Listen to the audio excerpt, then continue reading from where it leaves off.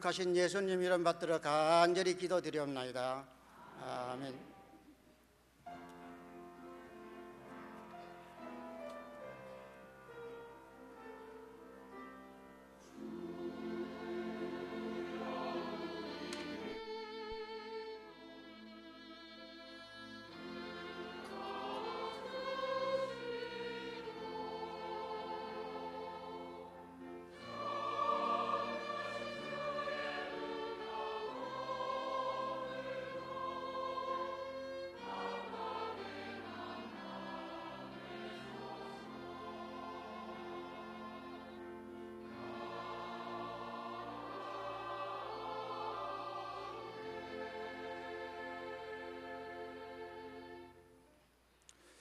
말씀은 시편 103편 1절부터 5절에 있는 말씀 봉독해 드리겠습니다. 시편 103편 1절부터 5절 말씀입니다. 제가 봉독해 드립니다. 내 영혼아 여호와를 송축하라. 내 속에 있는 것들아 다 그의 거룩한 이름을 송축하라. 내 영혼아 여호와를 송축하며 그의 모든 은택을 잊지 말지어다. 그가 내 모든 죄악을 사하시며 내 모든 병을 고치시며 내 생명을 파멸에서 속량하시고 인자와 긍휼로 관을 씌우시며 좋은 것으로 내 소원을 만족하게 하사 내 청춘을 독수리같이 새롭게 하시는도다. 아멘.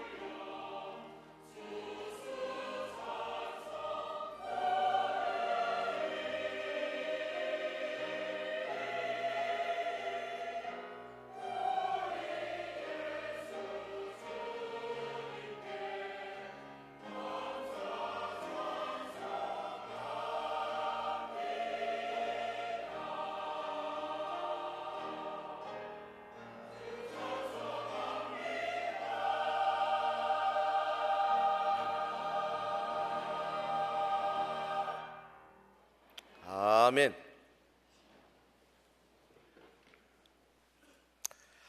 우리도 찬송 하나 합시다. 찬양하라 내 영혼아, 감사하라 내 영혼아, 기뻐하라 내 영혼아.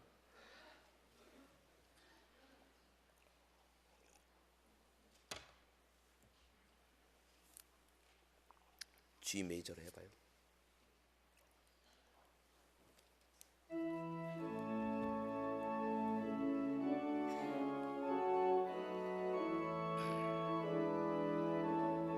찬양하라 찬양하라 내 영혼아, 찬양하라 내 영혼아, 내 속에 있는 것들아 다 찬양하라.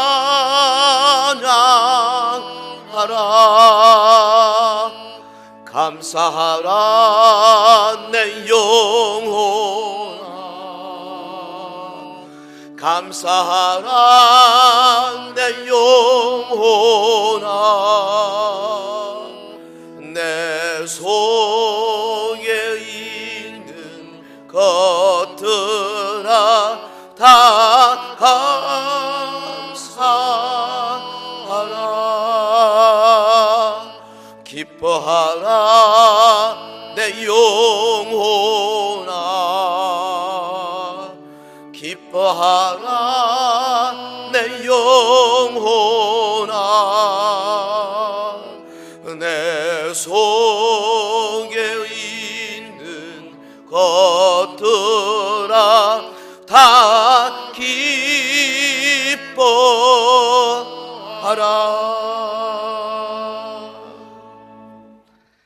해마다 우리 11월 셋째 주일은 한국교회가 추수감사주일로 지키는 날입니다. 지난 한 해 동안의 우리의 삶에 추수를 감사하고 주님 앞에 몸과 마음을 들여서 감사하는 우리 교우 여러분께 하나님의 인자와 자비가 넘치시기를 소망합니다.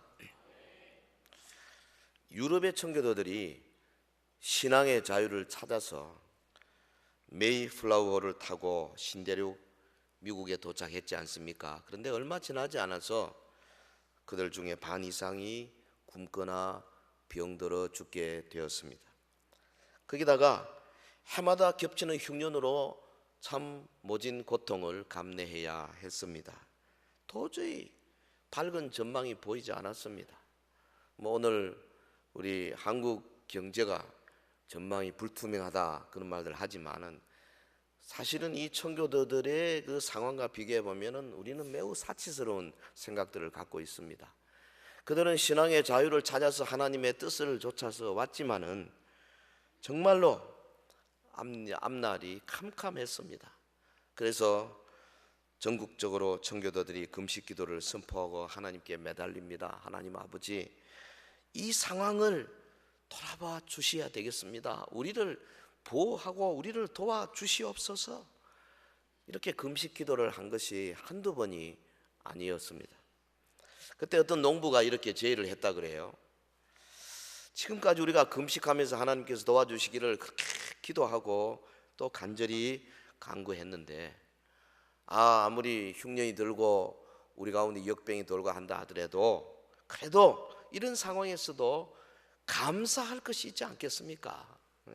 그래서 정말 신앙의 자유를 찾아서 이 땅에 와서 보니까 정치적인 자유가 있지 않습니까? 광활한 대지가 있지 않습니까? 우리 감사합시다. 금식 대신에 감사 기간을 정하고 이번에 하나님께 감사합시다.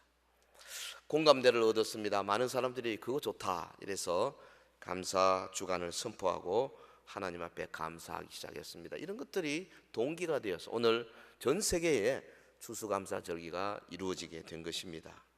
여러분, 우리가 극한 상황 속에 있을 때 기도할 수 있습니다. 금식할 수 있어요. 기도와 금식, 어느 정도 신앙이 갖추어져 있는 사람은 누구나 다 어려운 문제가 오면 엎드리고 금식하고 합니다. 그러나 정말 마음에서 우러나오는 감사, 이거는 쉽지 않은 것 같아요. 우리의 생활 속에 풍성한 열매를 거두지 못하고 흉년과 같은 어려움의 상황에 놓이게 될 때에 그 사람의 신앙의 진가가 나타나는 거 아니겠습니까? 구약의 선지자 하박국 그 어려운 상황 속에서 노래했습니다.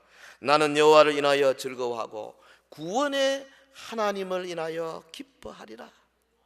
사실은 이게 우리 성숙한 성도의 자세죠.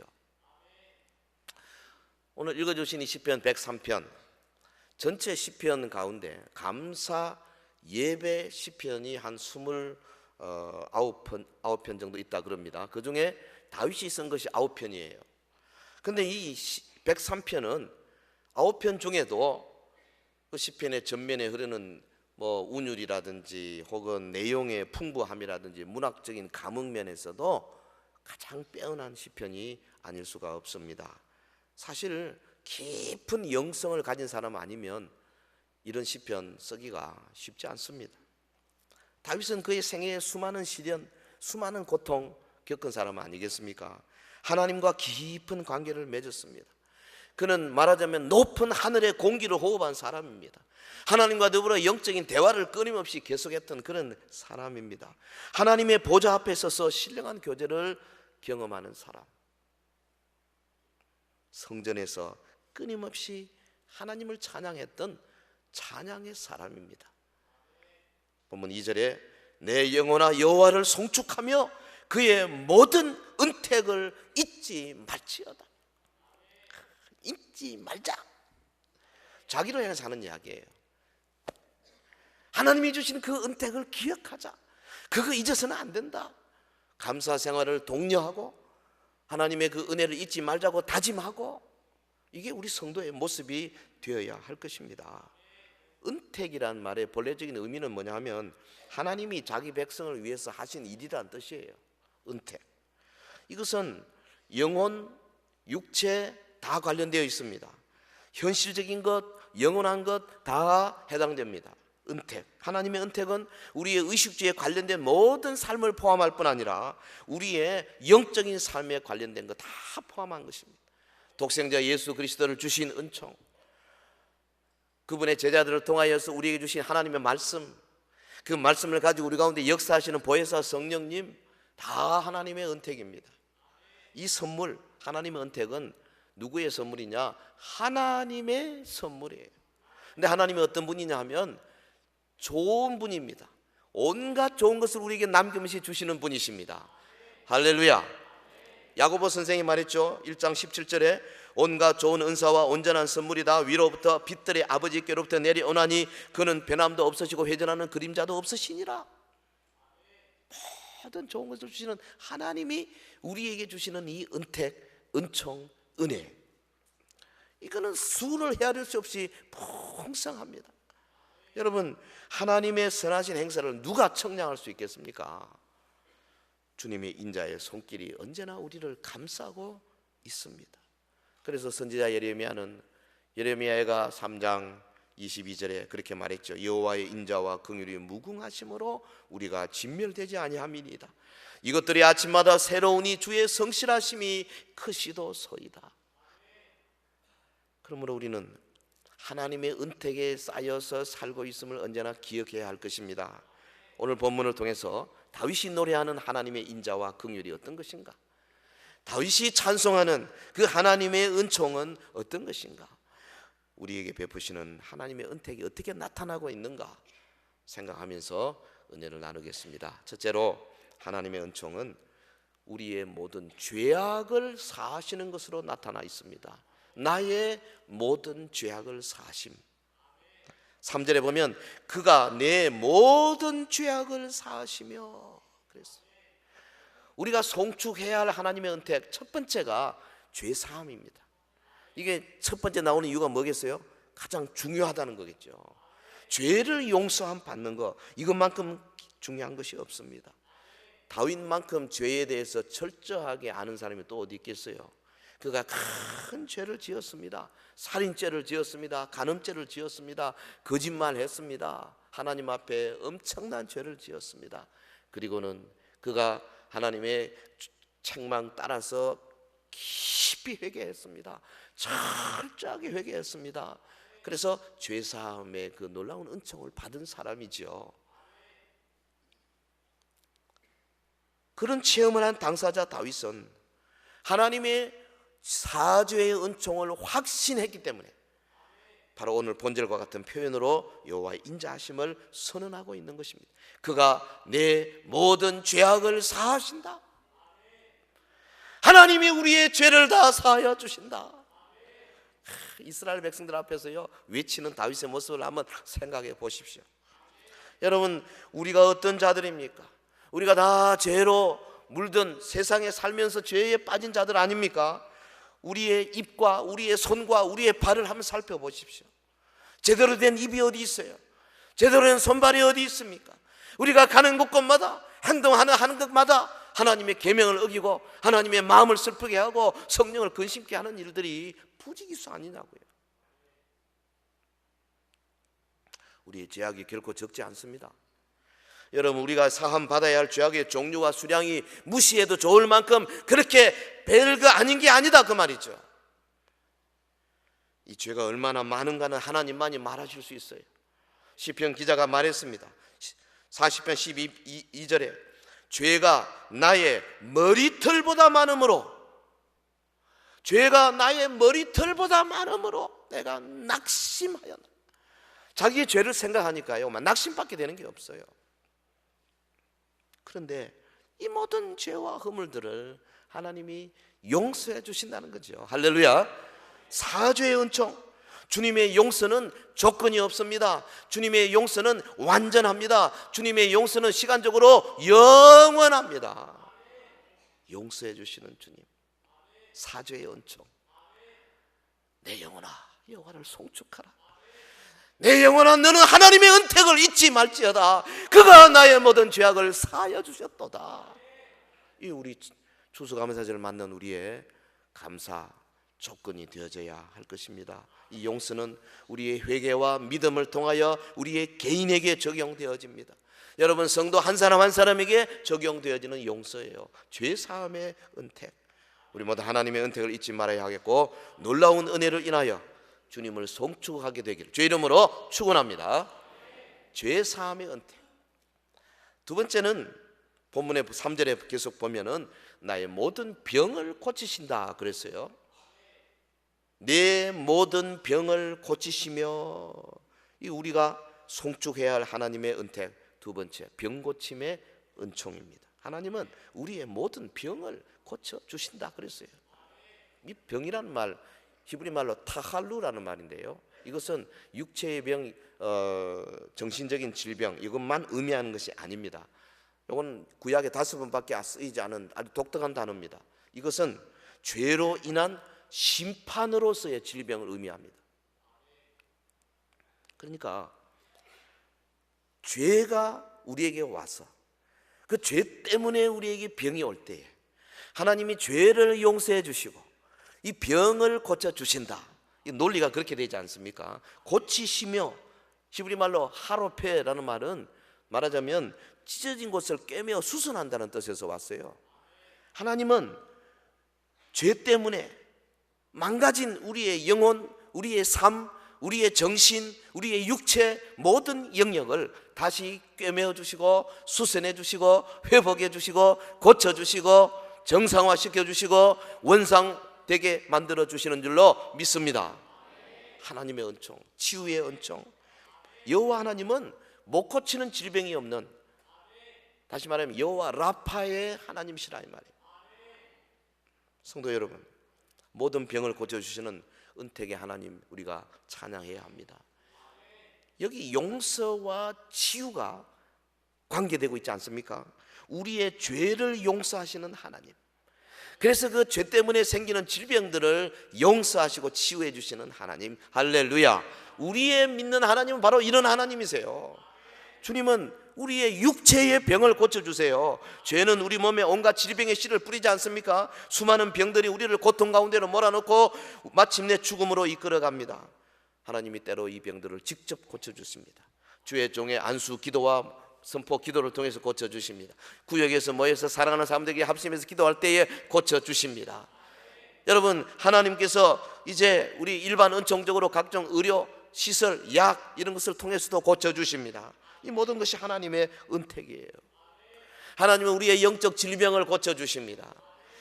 죄는 우리 영혼에 심각한 피해를 가져다 입힙니다. 영혼을 뒤틀리게 하고 영혼을 약하게 하고 영원한 죽음에로 몰아가고 있습니다. 하나님은 말씀과 성령으로 그리고 십자가 보혈로 우리의 영혼의 질병까지 고쳐주시는 줄 믿습니다. 믿습니다. 치유하시는 주님의 은혜를 감사하면서 온 마음으로 주님을 찬양하는 성도 여러분 되시기를 예수 이름으로 축원합니다. 내 모든 죄를 사하여 주시고 모든 질병에서 나를 고쳐주시는 하나님, 내 영혼아 이 하나님을 찬송하리로다. 시인이 계속 노래합니다. 4절에 나의 생명을 파멸해서 속량하신다 그랬어요. 생명을 파멸해서 속량하신다. 이게 우리 감사의 이유입니다. 여기 파멸, 스와하트라는 말은 죽음을 가리켜요. 죽음에서 속량이라는 말은 이 신약 성경에 예수 그리스도의 구속 사역, 헬라말로 리트로마이라는 말과 같은 뜻이에요. 그러니까 이 부분은 내 생명을 파멸해서 속량하신다, 이 말은 뭐냐면 죄인들을 피로 값주고 사신 예수 그리스도의 구속 사역이 여기 암시되고 있는 거죠. 여호와께서 자기 백성의 생명을 죽음에서 구속하시는 데에는 자신의 희생이 있었습니다. 그러한 희생은 갈보리 언덕에서 죄인들을 대신하여 죽임을 당하신 구속주 예수 그리스도의 속죄 사역으로 구체화되고 절정에 달하게 되는 겁니다. 내 생명을 죽음에서 속량하시고, 오늘 본절은요 우리 메시아 구원 사역에 대한 예언적 의미를 갖고 있습니다. 생각해 보십시오. 우리 모두 파멸해서 벗어날 수 없는 저주받은 인생 아닙니까? 우리가 다 죄의 노예가 되어서 예정된 죽음을 향해서 한 걸음 한 걸음 가고 있는 거죠. 사실은 이 땅에 태어나면서 응애 울고 태어나서부터 시작해서 한 걸음 한 걸음 죽음으로 가고 있는 존재가 바로 우리들이에요. 그런데 하나님이 독생자 예수 그리스도를 통해서 그 값을 지불하셨습니다. 우리가 죽음과 파멸로 쏴하트로 빠져가는데 하나님이 우리를 다 그 갚아버리시고 우리를 건져서 영원한 생명으로 인도해 주신 줄로 믿습니다. 다윗이 지금 이것을 노래하고 있는 거예요. 내 영혼아 여호와를 송축하며 그의 모든 은택을 잊지 말지어다.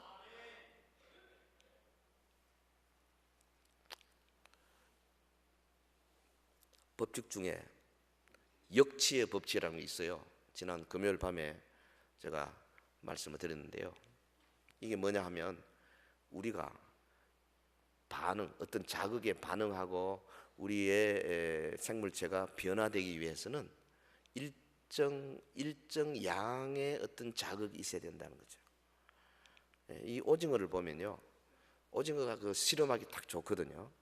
오징어에다가 이 전선을 이어놓고 전류를 흐르게 합니다. 뭐 예를 들면 정확한 그 암페어는 모르겠습니다만 10mA를 흐를 때 반응을 한다면은 9mA까지는 반응을 안 합니다. 못 느껴요. 근데 요거 1mA만 딱 더 올려주면은 놈이 꿈틀거리기 시작하는 겁니다. 만사가 이렇습니다. 이게 물질 세계뿐 아니라 영계에도 마찬가지예요. 여러분 우리 몸도 그렇습니다.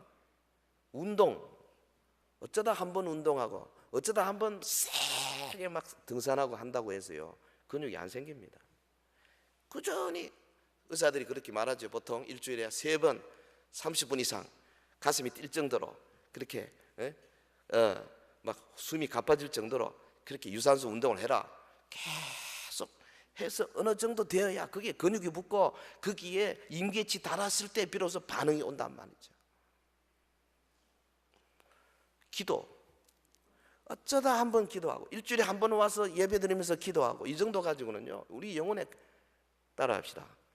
간에 기별도 안 간다. 딱 그 말이 그 말이에요. 그 정도 기도해가는 우리 영혼의 간에 기별도 안 갑니다. 전혀 반응이 없습니다. 전혀 성장이 없습니다. 여러분 말씀도 마찬가지입니다. 뭐 어쩌다 한번 읽고 주일에 한번 예배드리고 설교 말 한 30분 받고 이러고 다음 주일 또 받고 10년을 해보십시오. 영혼의 말씀이 전혀 간에 기별도 안 가는 거예요. 계속 해야 합니다. 양을 채워야 됩니다. 양이 중요한 거예요. 운동도 양이 중요해요. 한 5분 격렬하게 운동해도 되는 게 아니에요. 1시간, 2시간 해야 됩니다. 그래서 이게 쌓아가야 합니다. 말씀도요, 계속 받아 먹어야 합니다. 계속 매일같이 읽고 묵상하고 계속. 그래서요, 주일 낮에, 오후에, 수요밤, 금요밤, 새벽기도, 가정예배, 그리고 여러분 각 구역에서 모이는 계속 말씀을 받아 먹을 때에 비로소 어느 임계치에 도달했을 때에 말씀이 화육이 되고 내 영혼이 변화되고 그렇게 되는 거예요. 감사도 마찬가지입니다. 여러분, 우리 감사 생활도요, 하나님 앞에 입만 열면 감사, 감사, 감사, 감사. 아침에도 감사, 점심때도 감사, 저녁에도 감사, 이래야 되는 거예요. 주일 한번 어쩌다가 감사하고 내 감사했다, 천만의 말씀이에요. 임계치 넘어서야 되는 거예요. 역치의 법칙, the law of threshold, 역치의 법칙. 양을 채우십시오. 양을 채우십시오. 찬양의 양을 채우십시오. 기도의 양을 채우십시오. 감사의 양을 채우십시오. 물론 질이 중요하죠. 물론 질이 중요합니다. 그건 배부의 법칙이 따로 있습니다만은, 그러나 양의 법칙도 매우 중요한 거예요. 주일 한 번 와가지고요, 양 다 채우지 절대 못합니다. 그래서 초대교회 성도들은 매일같이 매일 모여서 기도했어요. 사도들은 하루에 3번씩 성전에 와서 기도했다. 9시, 12시, 3시에 와서 기도했다 그랬습니다. 그 정도로 몰입해야 뭐가 생기는 거죠. 여러분, 설교자도 마찬가지죠. 아, 내가 저분을 닮아가야 되겠다 싶을 때요, 그저 어쩌다 한번 일주일에 한 번 이래가지고는 담을 수가 없습니다. 그분의 메시지, 그분의 말씀, 그분의 그 모든 것들을 가지고 막 쩔어야 됩니다. 그 안에서 한 10번, 20번 들어보십시오. 그러면 어느 사이에 자기 속에 뭐가 와서 탁 와닿았어요. 여기 영어 공부도 마찬가지예요. 여러분, 뭐 어쩌다가 한번 영어 단어 외우고 될 것 같습니까? 아이들 꼬마가요, 어머니, 아버지, 아빠, 뭐 학교 이런 단어 하나 하기 위해서 보통 3,000번 합니다. 3,000번 해야 그것이 입에 붙는 거예요. 굉장히 많은 노력이 필요해요. 우리 김 교수님 발성연수도 마찬가지잖아요. 그 한 분 해가지고 이 되게 됩니까? 안 되잖아요. 계속 해야 합니다. 이게 임계치 도달해야 돼요. 감사 생활도 마찬가지. 우리 영혼도요, 계속 훈련해야 합니다. 했던 말 또 하고 또 하고 또 하고 해야 돼요. 그래서 구약 성경에 보면요, 같은 말이 계속 반복돼요. 모든 성경은 예수로 해석해야 된다고 설교 때마다 계속 주입해야 합니다. 그래서 내가 막 거기에 쩔어져야 돼요. 할렐루야. 내 영혼아 여호와를 송축하며 그 모든 은택을 잊지 말지어다. 계속해서 자기를 향해서 채찍질하고 독려할 때에 나도 모르게 내 삶이 감사의 삶으로 변하게 될 줄로 믿습니다.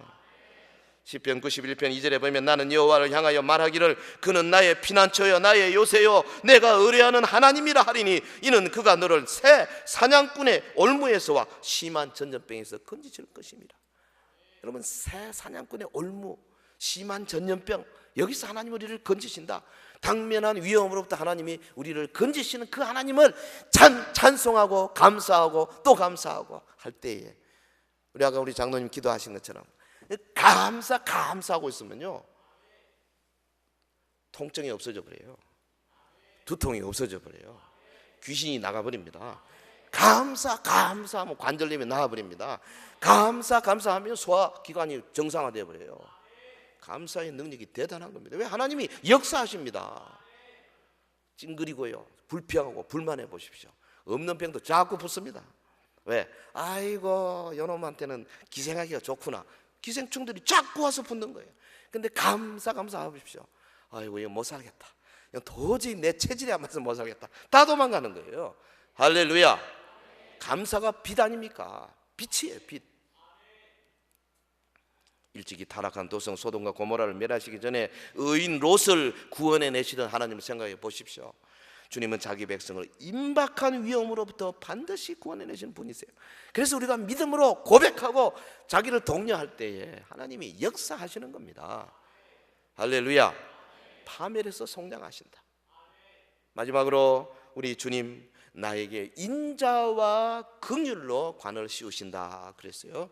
보면 4절에 인자와 긍휼로 관을 씌우시며, 하나님의 은택, 이거는 뭐와 같으냐면 하나님이 인자와 긍휼로 여름 소나기처럼 계속해서 지금 내리고 있다는 거죠.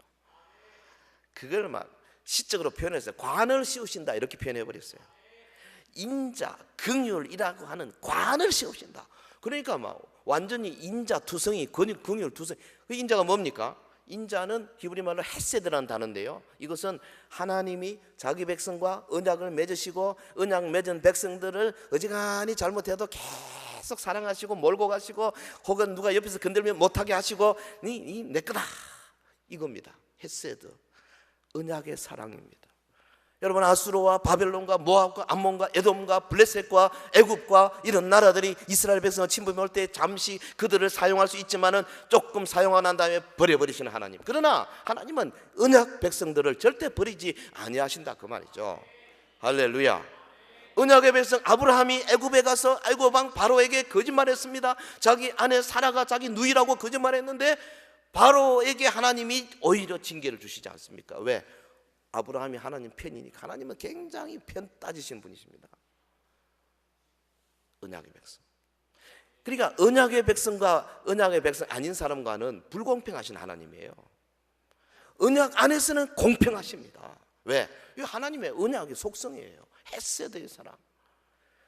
그리고 긍휼이 뭐냐? 긍휼은 히브리어 라합이라는 말인데 이것은 여자의 자궁을 의미하는 겁니다. 자궁 속에 들어있는 애를 어머니가 얼마나 아끼고 사랑하고 그렇습니까?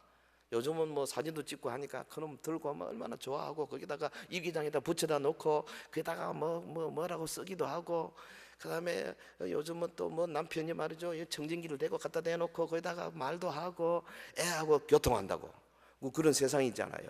사랑합니다. 이 아이가 태어났을 때 그 아이를 위해서 목숨을 버릴 만큼 어머니가 아이를 사랑하지 않습니까? 긍휼, 그 사랑을 의미하는 거예요. 하나님이 자기 백성을 향해서 마치 여인이 자궁 속에 있는 아이를 아끼듯이 그렇게 아끼고 보호한다. 근데 그것을 시적으로 표현해서 인자와 긍휼을 가지고 관을 씌워버리셨다. 할렐루야. 그러니 하나님의 은총을 우리가 찬양하지 아니할 수 있겠어요? 감사하지 아니할 수가 있겠습니까? 예? 하나님은 언약의 사랑으로 우리를 지키고 보호하십니다. 하나님은 가장 부드럽고 온유하신 하나님이시고 사랑과 연민으로 충만하신 하나님이시고 그 세상, 이 세상 어느 누구보다도 인자하신 우리의 하나님이세요. 이사야 선지자가 이것을 아주 잘 표현했습니다. 이사야 49장 15절에 여인이 어찌 그 젖먹는 자식을 잊겠으며 자기 태에서 난 아들을 긍휼히 여기지 않겠느냐? 그들은 혹시 잊을지라도 나는 너를 잊지 아니할 것이라. 이사야 66장 13절에 어머니가 자식을 위로함같이 내가 너희를 위로할 것인즉 너희가 예루살렘에서 위로를 받으리라. 참 멋진 말씀들이죠. 인자와 긍휼이 우리의 영혼을 감싸고 모든 사방팔방에서 우리를 둘러 진치고 있고, 그래서 우리가 주님의 사랑의 대상임을 세상 사람들에게 보여주는 거죠. 하나님의 인자와 긍휼은 똑같이 내리세요. 그런데 우리 중에 그것을 계속 받아 먹는 사람이 있고 1년 내내 가도 별로 못 받아 먹는 사람이 있거든요. 개인 책임이에요. 남 탓하면 안 됩니다. 인자와 긍휼로 언약의 백성을 관을 씌우셨어요. 신약의 사도 바울은 그리스도와 함께 관을 쓰고 왕노릇하는 그 우리 성도들의 모습을 에베소 2장 6절에서 이렇게 표현했습니다. 또 함께 일으키사 그리스도 예수 안에서 함께 하늘에 앉히시니, 앉히셨다는 겁니다. 현재 완료입니다. 하늘에 앉히셨다. 저와 여러분은 사도 바울의 말에 의하면 이미 하늘에 앉아 있는 겁니다. 영적으로. 이는 그리스도 예수 안에서 우리에게 자비하심으로써 그 은혜의 지극히 풍성함을 오는 여러 세대에 나타내려 하심이라. 대단하죠. 이미 앉아 있다니까요. 인자와 긍휼로 관을 씌우셨어요. 다윗처럼 우리도요, 이거 그냥 설교 한 번만 듣고 끝내면 안 됩니다. 계속 내 영혼아 여호와를 송축하자, 감사하자, 찬양하자, 기뻐하자. 내 속에 있는 모든 오장육부들아 그 이름을 찬양하리로다. 역치의 법칙, 자꾸 해야 됩니다. 그래서 어느 시점까지 올라가세요. 그래 누가 탁 두드리면 할렐루야 감사합니다 이렇게 나와야 돼요. 탁 두드리면 아이고 뭐니나 이거보다는 좀 하나님을 찬양하는 이런 말들이 많이 나와야 돼요. 여러분 어떻게 살고 계세요? 하나님의 은혜를 얼마나 감사하고 계십니까? 추수감사 헌금하자 하니까 뭐 얼마 넣을까 고민했을 거예요. 1년을 감사하는 거예요 이거 지금. 로스앤젤레스에서 이 토레이 목사님이 설교를 하고 있습니다. 당시에 일어났던 큰 사건, 신문에 나타난 그 큰 사건 중에 미담이 하나 있었어요. 그래 그걸 언급을 합니다. 미시간 호수에서 큰 배가 파손이 됐는데 많은 사람이 물에 빠졌어요. 그 중에 헤엄을 아주 잘 치는 사람이 혼자서 17명을 건져냈은 그런 이제 미담입니다. 이 도레이 목사님이 그의 이름을 부르면서 참 이렇게 용감한 정신을 우리 그리스도인들이 배워야 합니다. 이제 설교를 했어요. 마쳤습니다. 광고 시간에 어떤 사람이 손을 번쩍 들고 사람들이 보는데 제가 바로 그 사람입니다. 마침 그 미담의 주인공이 예배에 참여하고 있은 거예요. 그래서 이 토레이 목사님이 아이고 어서 올라오십시오. 다들 올라와서 소개하고 인사시키고 칭찬하고 그리고 한마디 그 당시 사건을 그 상황을 돌아보면서 한번 소감 한마디 하십시오. 그랬더니 이분이 뜻밖의 이런 말을 하더라고요. 뭐 소감 뭐 특별히 느낀 바는 없습니다. 그런데 한 가지 이상한 것은 내가 그때 17사람을 정말 죽을 둥 살 둥 목숨을 걸고 구해주기는 했는데 그 중에 나한테 와서 고맙다고 말한 사람이 한 사람도 없다는 사실입니다.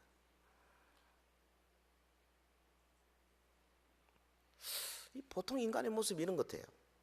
하나님의 은혜가 너무 커가지고요 감사를 잘 안 해요. 우리 속에 조금만 불평불만이 있으면 그것이 막 눈덩이처럼 커져버리고 어마어마한 감사의 여건들이 많은데 그거 별로 생각 안 하는 것이 우리 인간들, 우리 타락한 인간들이 아닌가 싶어요. 어느 성도가 이렇게 기도했습니다. 오 주님, 모든 은혜를 내게 풍성히 주셨으니 이제 한 가지 더 주시되 감사의 마음을 주시옵소서. 이 기도가 마음에 들어요. 한 주간 동안 제가 기도하러 갔다가 많이 이것저것 생각을 해봤는데요 정말 받은 게 너무 많더라고. 아이고야 엄청나게 많은 것들을 받았는데 그게 정말 진정으로 감사를 별로 못한 것 같아요. 그래서 많이 회개를 했어요. 감사, 사실 주변에 우리보다 못한 사람이 얼마나 많습니까? 감사하기 어려운 사람들이 많습니다. 우리 한국 교회요 극한 어려움 속에서도 공평하신 하나님을 찬양하는 아름다운 영혼이 있지 않습니까? 뇌성마비 장애인, 그 이름하여 송명희 시인, 1963년생입니다. 서울에서 출생했습니다. 뇌성마비 장애를 가졌습니다. 11살에 독학으로 한글을 배웠습니다. 17살에 하나님 만나 성령으로 거듭났다고 그럽니다. 그 후에 약 4년간 하루에 5시간씩 기도하면서 성경을 30번 이상 통독했습니다. 주님의 지도하심을 받아 시를 쓰게 되었습니다. 1985년 5월에 시집 2권, 한 권의 간정수기 출간했습니다. 지금까지 수십 건의 저서 그리고 작곡한 찬양 100여 곡 이상 발표했습니다. 교회와 학교와 방송 출연 등 1500여 회 집회 활동했다. 인터넷에 나와 있더라고요. 기독신문 칼럼 11년 이상 연재했습니다. 뭐 사진 보면 뭐 이거 뭐 정말 정상 보통 마음으로 볼 수가 없어요. 막 그냥 이거 어떻게 표현 얼굴이 얼마나 참 보통 일반적으로 보면 정말 보기가 힘든 그런 얼굴이잖아요. 몸이 막 뒤틀려 가지고. 그런데 그런 영혼이 나는 황제보다 하인이 부럽습니다. 이런 책에 이런 글을 썼어요. 20대가 될 무렵 대학생이나 직장인이 되어 자신의 꿈을 펼쳐가는 동갑내기 다른 이들과는 달리 나는 늘 방 안에서 기도 생활만 하는 초라하고 비참하기까지 한 내 자신을 한탄하며 절규했다. 나는 아무것도 없어요. 자유롭지 못한 몸, 배운 것도 가진 것도 없고 나는 정말 밥만 축내는 사람인가요? 땅만 버리는 무화과 나무처럼 무익한 종인가요? 그렇게 절규하는 나에게 주님은 기름 부으시며 나를 쓰겠다고 하셨지만 현실은 절망적이었고 주님은 시를 불러주셨다. 너 말하는 대로 써라. 나 가진 재물 없으나, 나 남이 가진 지식 없으나, 나 남에게 있는 건강 있지 않으나. 나는 왼손에 토막 연필을 쥐고 엎드려서 울면서 써내려갔다. 나 남이 못 본 것을 보았고 공평하신 하나님이 나 남이 가진 것도 나 없지만 나 남이 없는 것을 갖게 하셨네. 너무나 엉뚱하신 말씀에 기가 막혀서 도저히 쓸 수가 없었다. 폭발하는 울음을 발산하며 소리쳤다. 아니요, 난 못 쓰겠어요. 하나도 공평해 보이지 않아요. 뭐가 공평해요? 내게는 아무것도 없지 않아요. 하나님은 공평하지 않아요. 너 시키는 대로 공평하신 하나님이라 써라. 치열한 공방전이 반복되고 결국 하나님의 고집이 승리하셨다. 그런 형태로 시를 썼다. 단어 하나라도 내 마음대로 할 수 없었고 내 마음대로 하더라도 다시 치우고 불러주시는 대로 모은 것이 몇 권의 노트가 되어 갔다. 나 가진 재물 없으나, 나 남이 가진 지식 없으나, 나 남에게 있는 건강 있지 않으나, 나 남이 없는 것 있으니. 송명희 시인은 1997년 말부터 무리한 활동으로 목 디스크를 얻어서 전신마비가 되었고 지금도 온몸의 통증으로 시달리고 있습니다. 그러나 그의 대답은 여전히 공평하신 하나님이십니다. 공평하신 하나님. 과연 내가 그런 정도의 환경 속에서 하나님을 향해 공평하신 분이라고 말할 수 있을까? 사랑하는 서연의 성도 여러분, 우리 추수감사절을 맞아서 우리의 감사 생활을 한번 돌아보시기를 바랍니다. 주님이 베푸시는 은택을 하나하나 손꼽아 보시면 얼마나 놀라운지요. 마음으로 감사하고 물질로 감사하고 매일의 삶으로 감사하는 진정한 감사자가 되어야 할 것입니다. 주님이 우리에게 베푸주시는 죄사함의 은총, 치유의 은총, 구원의 은총, 그리고 인자와 긍휼의 관을 씌워주시는 이 은총, 하나님이 인자하심과 선하심을 깊이 깨닫는 자는 다윗처럼 노래하지 않을 수 없습니다. 찬양하라 내 영혼아, 내 속에 있는 것들아 다 그 성호를 찬양하라. 감사하라 내 영혼아, 내 속에 있는 것들아 다 그 성호를 감사하라. 하나님의 은혜를 감사하라. 자신을 향해서 독려하는 게 필요해요. 역치의 법칙 자꾸 해야 돼요. 양을 채워야 돼요. 한두 번 하고 끝나면은요, 그것은 내 영혼에 아무런 영향을 주지 못한 거예요. 여러분, 기도도 마찬가지고 무릎 꿇는 기도 자세 한 번, 두 번 가지고 안 됩니다. 어느 정도 수준을 쌓아야 됩니다. 양을 채우세요. 예배도 양을 채워야 돼요. 여러분, 교회 봉사도 양을 채우세요. 특별히 감사의 양을 많이 채우시기 바랍니다. 그럴 때 내 영혼이 그냥 감사를 너무 쉽게 하는 영혼으로 변모돼 버리는 거죠. 하나님의 사람이 될 것입니다. 우리도 시인을 따라서 주님의 선하심과 인자하심을 온 몸과 마음을 다하여 노래하며 감사하는 우리 모든 성도 여러분 되시기를 주의 이름으로 축원합니다. 축원합니다. 기도하겠습니다. 우리 다 같이 한번 감사의 기도를 드리겠습니다. 우리에게 주신 모든 은택을 돌아보며 감사하시기를 바랍니다. 죄사함의 은총을 감사하십시오. 치유의 은총을 감사하십시오. 여러분, 죽음에서 건져 구원해내시는 하나님의 은총을 감사하십시오. 지금도 인자와 긍휼로 관을 씌우시는 우리 하나님 감사합니다. 다 같이 기도하겠습니다. 거룩하신 하나님 아버지, 오늘 하나님